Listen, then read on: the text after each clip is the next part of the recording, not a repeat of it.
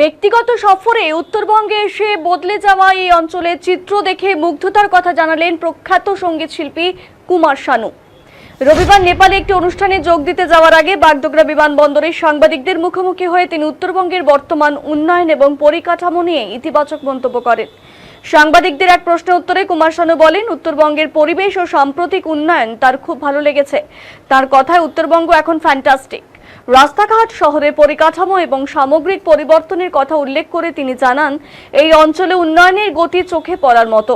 শুধু উত্তরবঙ্গই নয়, রাজ্যের বর্তমান পরিস্থিতি নিয়েও আশাবাদী সুর শোনা যায় তাঁর গলায়। তিনি বলেন, এখন কাজের পরিবেশ তৈরি হয়েছে এবং উন্নয়নের এই ধারা ভবিষ্যতেও বজায় থাকুক, সেটাই তিনি চান। সাধারণ মানুষের স্বার্থে আরো বেশি উন্নয়নমূলক কাজ হওয়ার আশাও ব্যক্ত করেন জনপ্রিয় এই গায়ক। জানা গেছে, শিলিগুড়ি দেশবন্ধু পাড়ায় এক পরিচিত ব্যক্তির পারিবারিক অনুষ্ঠানে যোগ দিতে এসেছিলেন কুমার শানু।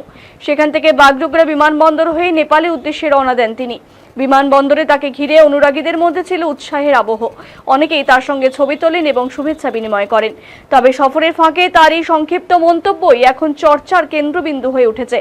উত্তরবঙ্গের উন্নয়ন নিয়ে একজন জাতীয় স্তরের শিল্পীর ইতিবাচক প্রতিক্রিয়া স্বাভাবিকভাবেই নতুন করে আলোচনার জন্ম দিয়েছে রাজনৈতিক এবং সাংস্কৃতিক মহলে।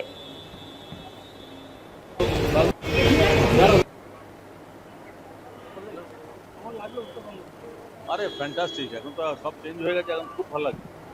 আর আরও এখন উন্নতি হবে, এখন এখন তো উন্নতির সময় এসে গেছে।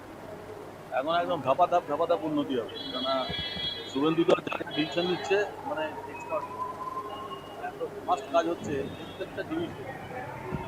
তার জন্য আমরা খুব হ্যাপি যে বাংলা মাত্র না, ভারতও বাংলা।